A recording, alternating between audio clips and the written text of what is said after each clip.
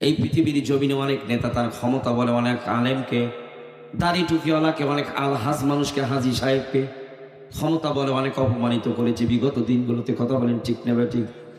কিয়ামতের ময়দানে শক্তি থাকবে না। নিজের বিবেকের কাছে প্রশ্ন করুন, এই অবস্থা তো আমার একদিন থাকবে না। একদম নিতর হয়ে যাব।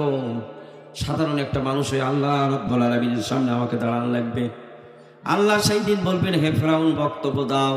ফেরাউন বলবে, রব্বুল আলামিন আমার জ্বর এসেছে, কণ্ঠ থেকে কোনো আওয়াজ আসে না,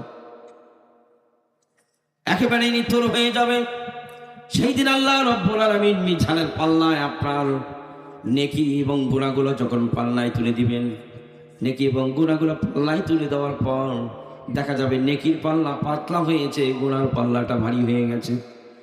আমার আল্লাহ রাব্বুল আলামিন বলবেন, ফাহদুহুম ইলা সিরাতিল জাহিম। বলেন আল্লাহু আকবার। আল্লাহ ডাক দিয়া বলবেন, এদেরকে গ্রেফতার কর, জাহান্নামের দিকে নিয়ে যা। জাহান্নামের দিকে যখন নিয়ে যাওয়া হবে, আত্মচিৎকার দিতে থাকবে, কলিজা কণ্ঠনালীর কাছে চলে আসবে, জিহ্বাটা ঝুলে যাবে, চিৎকার করে ডাকবে। কিন্তু কিয়ামতের ময়দানে আপনার চিৎকারে কেউ কান দেবে না। এমন টানাটানি হাসরা হেঁচড়ি করে শিকল পরিয়ে বেঁধে বেঁধে যখন জাহান্নামের গেটের দিকে যখন নিয়ে যাবে, গেটের সামনে যাওয়ার পর আল্লাহ রব্বুল আলামিনকে বিনয় সুরে সেই দিন বলবেন, মাবুদ, জাহান্নামে যাওয়ার আগে আমাদের একটা আবদার আছে। রব্বুল আলামিন দয়া করে আমাদের শেষ ইচ্ছাটা একটু পূরণ করে দেন। ফাঁসির কাস্টে চলার পূর্বে কর্তৃপক্ষ, কারা কর্তৃপক্ষ, জেলার সাহেব আপনাকে একটা সুযোগ করে দেন, আপনার ফাঁসির পূর্বে কোনো শেষ ইচ্ছা আছে কিনা, করেন না? এরকম একটা সুযোগ করে দেন। আমার আল্লাহ রব্বুল আলামিন ডাক দিয়ে বলবেন, ফেরেশতা, আমার বান্দা কি বলে, তোদের কাছে কি আবদার করলো? সেই দিন বলবেন রব্বুল আলামিন, জাহান্নাম তো রায় হয়ে গেছে, বাঁচার কোনো উপায় নাই। এই জাহান্নামের গেট থেকে একটা আবদার হলো আমাদের, এই জাহান্নামে যাওয়ার পূর্বে রব্বুল আলামিন আমাদের নেতাদেরকে একটু দেখতে চাই। কাকে দেখতে চাই? একটু আওয়াজ দিয়ে বলেন, কাকে দেখতে চাই? আমাদের নেতাদেরকে দেখতে চাই। আল্লাহ বললেন, ওয়াকালাল্লাযীনা কাফারু রাব্বানা আরিনাল্লাযাইনি আদাল্লানা মিনাল জিন্নি ওয়াল ইনসি নাজআলুহুমা তাহতা আকদামিনা লিয়াকুনা মিনাল আসফালিন। বলেন আল্লাহু আকবার। সেই কিয়ামতের ময়দানে শেষ ইচ্ছা প্রকাশ করবে রব্বুল আলামিন। আজ এই কিয়ামতের ময়দানে জাহান্নামের গেটে দাঁড়িয়ে বলতেছে, আমাদের নেতাদেরকে একটু এনে দাও।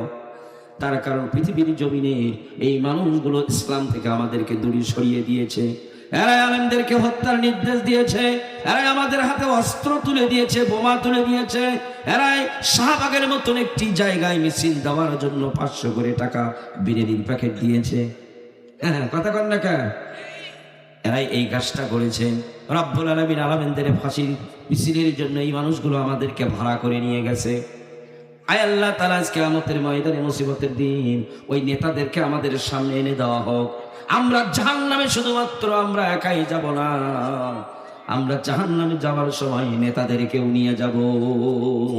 এই যে তাবাল্লাযীনা তুবিউ মিনাল্লাযীনা তাবাউ ওয়ারাআহুল আযাব ওয়া তাকাত্তাআত বিহিমুল আসবাব। বলেন আল্লাহু আকবার। সেই দিন তখন তারা বলবেন, এই নেতাদেরকে যখন আল্লাহ রব্বুল আলামিন এনে দিবেন, নেতাদেরকে এনে দেওয়ার পর এই কর্মী বাহিনী ভোটারেরা যখন বলবে, রব্বুল আলামিন এই বিভ্রান্ত করে ইসলাম থেকে দূরে সরিয়ে দিয়েছে, পরকালের জবাবদিহিতার ভয়টা মিথ্যা কথা, এই নেতারাই আমাদেরকে বলেছে, মৌলবীরা ধর্ম ব্যবসায়ী, এই কথা এই নেতারা আমাদেরকে বুঝিয়েছে, তাদের জন্য ইসলাম থেকে আমরা দূরে গিয়েছি। রব্বুল আলামিন এরাই আমাদেরকে বিভ্রান্ত করেছে। সেই দিন নেতারা জাহান্নামের ভয়াবহতা থেকে সেই দিন নেতারা বলবেন, রব্বুল আলামিন এরা যে আমাদেরকে বলতেছে, নেতার পরিচয় দিচ্ছে, এই মানুষগুলোকে আমরা চিনি না, অস্বীকার করবে, কোনো পরিচয় দেবে না। এই জন্য আমার ভাইরা, কিয়ামত এমন একটা জিনিস, এমন একটা বিচার ব্যবস্থা যেখানে কেউ কারো পরিচয় দেবে না। এই জন্য এখনই এই মুহূর্তে সিদ্ধান্ত নেওয়া লাগবে, আমার কবর থেকে শুরু করে হাসরের ময়দান পর্যন্ত কোনো ব্যক্তি সাহায্যের জন্য এগিয়ে আসবে না। এই জন্য আমার জীবন কোরআনের আলোকে আমাকে চলার সিদ্ধান্ত এখনই নেওয়া লাগবে। আমার ভাইরা, পৃথিবীর মানচিত্র থেকে যখন বিদায় হয়ে যাব, এই পৃথিবীর দুনিয়াটা দেখার একেবারেই সব বন্ধ হয়ে যাবে। আমার ভাইরা রে, কিয়ামত এমন একটা সময়, এমন একটা জায়গা যেখানে আশ্রয় নেওয়ার মতন কোনো জায়গা থাকবে না। কথা বলেন ঠিক না ভাই? ঠিক, হ্যাঁ? ইয়াকুলুল ইনসানু ইয়াউমাইযিন আইনাল মাফার। কিয়ামতের ভয়াবহতা দেখে সেই দিন মানুষ বলবে, আশ্রয় নেওয়ার মতন জায়গা কি আজ এই ময়দানের মধ্যে নেই? পালানোর কোনো জায়গা কি আজ ময়দানের মধ্যে নেই? আমার আল্লাহ বলে দিলেন, নবী জানিয়ে দেন, কাল্লা লা ওয়াজার।